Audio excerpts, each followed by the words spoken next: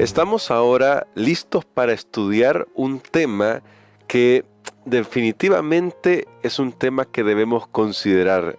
Recuerden, toda la semana hemos considerado el tema general, que es cómo administrarse en tiempos que son difíciles o en tiempos de crisis. Bueno, pero ¿qué va a pasar cuando no se pueda comprar ni vender? Bueno, ya vamos a hablar un poco más de eso. Vamos a orar y vamos a pedir la dirección de nuestro Dios. Bondadoso Padre que estás en las alturas de los cielos, necesitamos tu ayuda, necesitamos de tu Espíritu Santo para poder hacer frente a los desafíos de cada día, pero necesitamos ahora prepararnos para lo que tu palabra enseña sobre el futuro. Acompáñanos, lo pedimos en el nombre de Jesús. Amén. Pastor Dani Perla, el tema para hoy resulta bastante interesante y creo que lo primero que me gustaría es que nos ayudara a ver el panorama que nos presenta la Biblia, porque comprar y vender es básicamente lo que nos hace funcionar en sociedad. Si no compramos, no adquirimos las cosas con las que nos desarrollamos, y si no vendemos, que puede ser que vendamos nuestro tiempo, eso es el trabajo, para poder generar recursos, no funcionamos en sociedad. Pero ¿por qué es que decimos que llegará un momento en que no se podrá comprar ni vender? Muy bien, a mí me impresiona cómo este libro que nosotros llamamos la Palabra de Dios es un libro profético que anuncia lo que va a suceder en el futuro, y eso significa que Dios conoce de antemano lo que va a pasar, y cómo Dios desde que se escribieron estos escritos puede realmente predecir, por supuesto, porque ya dijimos que Él conoce cómo iba a estar organizada nuestra sociedad en el tiempo del fin. Cuando hacemos referencia a comprar o vender, es la manera como la sociedad está estructurada en la actualidad. De hecho, básicamente todo lo que nosotros vivimos ahora como sociedad está fundamentada en esos dos aspectos. Hace unos años atrás, podemos decirlo ahora de esa manera, tuvimos la experiencia con el COVID y todo fue cerrado. Y qué difícil fue realmente de todo lo que se cerró, negocio, pero lo que tenía que ver con la alimentación, lo que tenía que ver, siempre estuvo disponible, porque por supuesto uno necesitaba esos productos. Entonces había una manera de salir y comprar o vender los productos comestibles. Ahora imaginémonos qué pasará cuando realmente no se pueda comprar, haya una prohibición para comprar o para vender. La mayoría, yo me imagino, hermano Gerson, que la gran mayoría de los que están escuchando esto, no tenemos, para decirlo así categóricamente, cómo subsistir si no compramos nuestros alimentos. Claro. Porque no los cultivamos. Personalmente, yo no tengo cultivo en la casa y decir, bueno, ahorita esta semana voy a comer de las cosas que tengo aquí en la casa. No. Ni siquiera una semana, mucho menos meses y meses enteros. Así que esto nos va a tocar a nosotros. Pero me gustaría ir a la Biblia y que podamos ver de dónde viene esta frase y por qué puede ser posible que haya un cierre de todas las actividades económicas tal y como nosotros lo conocemos ahora, por lo menos parcialmente. ¿O con qué propósito? Para eso vamos al libro de Apocalipsis, capítulo número 13. Hay mucha instrucción en todo este capítulo, sin embargo nosotros vamos a leer una parte nada más. Sin embargo, para tener un poquito de el contexto, veamos desde el versículo 11 hasta el versículo número 17. En realidad tenemos que leer toda la sección para tener el contexto. Y que dice así: Después vi otra bestia que subía de la tierra. Tenía 2 cuernos semejantes a los de un cordero, pero hablaba como un dragón. Ejercía toda la autoridad de la primera bestia en presencia de ella, y hacía que la tierra y sus habitantes adorasen a la primera bestia, cuya herida mortal fue sanada. Realizaba grandes señales y hacía descender fuego del cielo a la tierra ante los hombres. Con las señales que se le permitió realizar en presencia de la primera bestia, engaña a los habitantes de la tierra y les manda que hagan una imagen de la bestia que tuvo la herida de espada y vivió. Se le permitió infundir aliento a la imagen de la primera bestia para que la imagen pudiera hablar y dar muerte a todo el que no adore a la imagen de la bestia, y ordenaba que a todos, pequeños y grandes, ricos y pobres, libres y siervos, se les ponga una marca en la mano derecha o en la frente, y que ninguno pueda comprar ni vender, sino el que tenga la marca o el nombre de la bestia o el número de su nombre. Y parece, pastor, aquí que hay un grupo que es señalado entonces, y por otro lado también parece que esto es un aspecto religioso el que está tocando. Totalmente tiene que ver con adoración. Nuestro mundo está en una gran lucha entre el bien y el mal.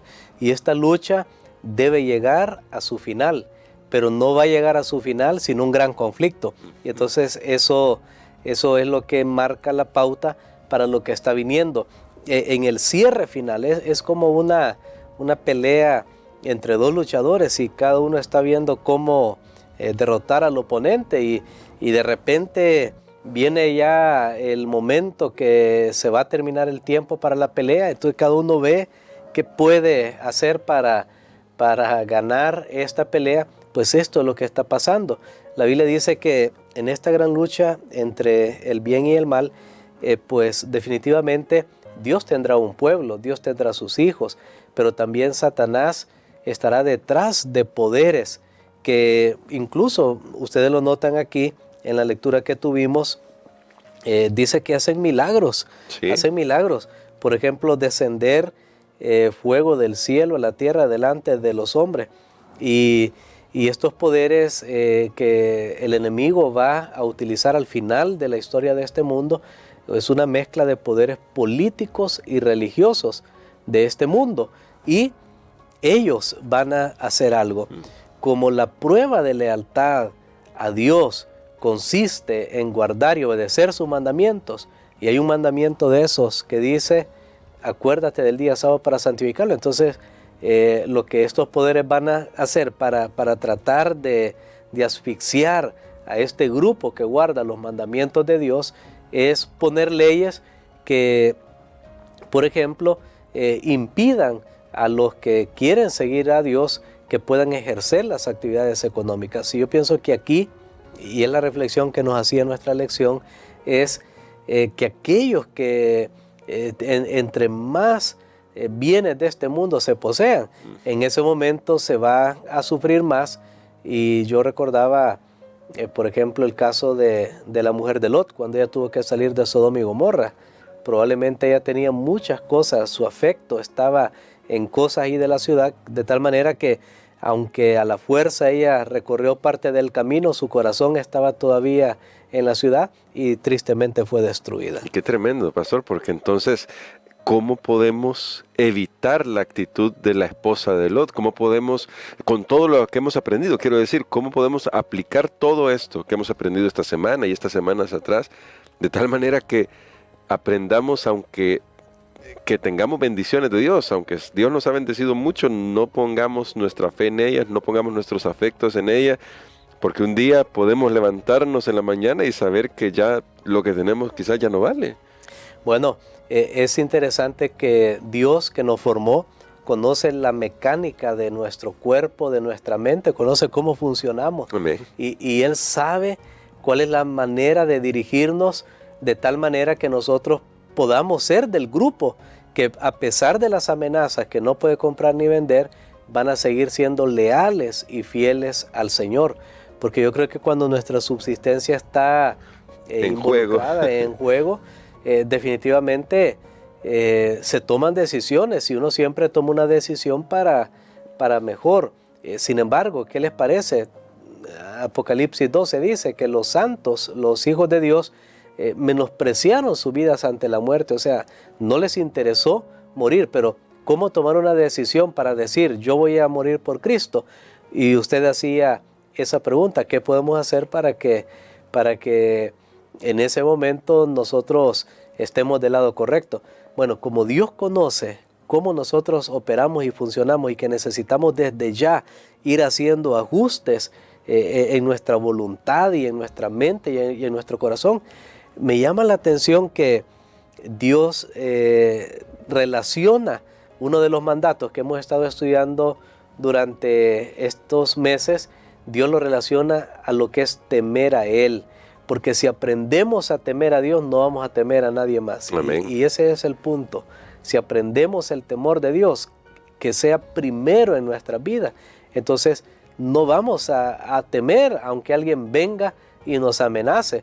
Ahora, alguien puede decir en esta ocasión, no, yo temo a Dios, pero cuando venga la hora de la prueba, puede ser que se da cuenta que no teme a Dios. Entonces, ¿cómo saber desde ya que yo tengo temor de Dios? Entonces Dios puso algo que lo hemos estado estudiando, pero lo vamos a ver en ese contexto. De hecho, la Biblia lo dice bien claro. Vamos al libro de Deuteronomio. Es el texto que tenemos también en este momento. Vamos al libro de Deuteronomio.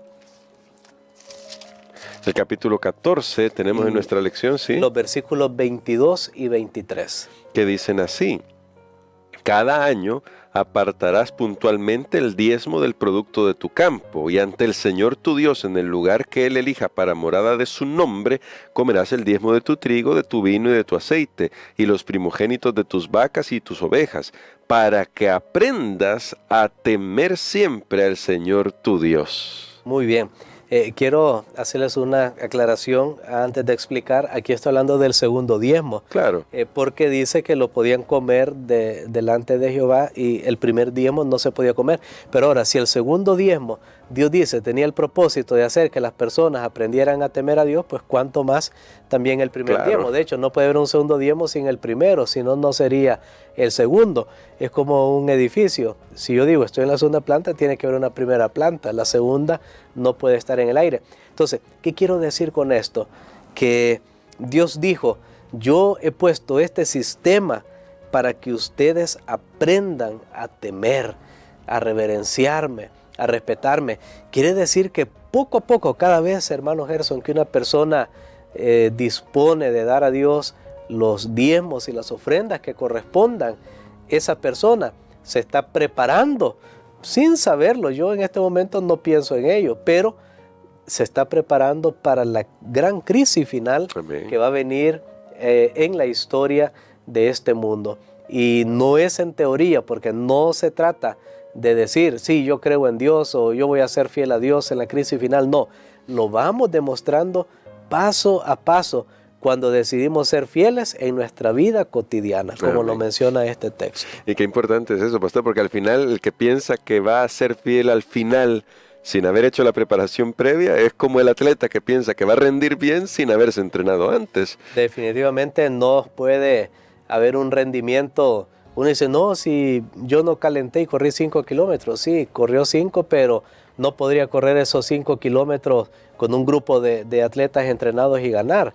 Es imposible. De hecho, me llama la atención que los atletas no desperdician para ellos. Ellos tienen una rutina y un día que ellos no entrenaran, para ellos se deshacen meses de entrenamiento y cuando van especialmente llega el momento de poder participar, pues la actividad de ellos se intensifica y ellos tienen una rutina, no pueden parar, no pueden fallar.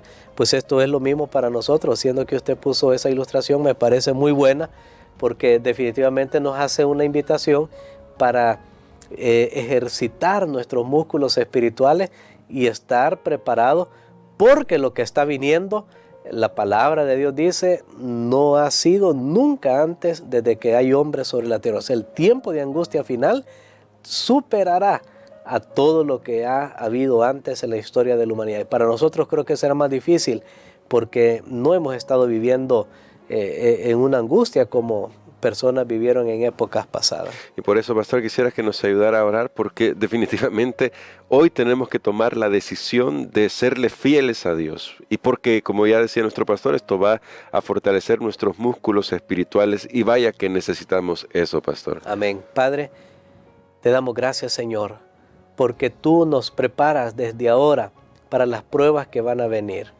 Sabemos que no debemos tener temor, porque si tenemos tu temor en nuestros corazones, tú nos vas a capacitar para enfrentar las batallas de esta vida.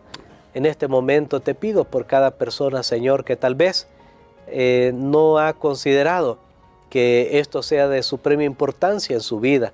Tal vez está pensando en que sus afectos son para ti, pero no está haciendo algo que demuestre que esos afectos son verdaderos.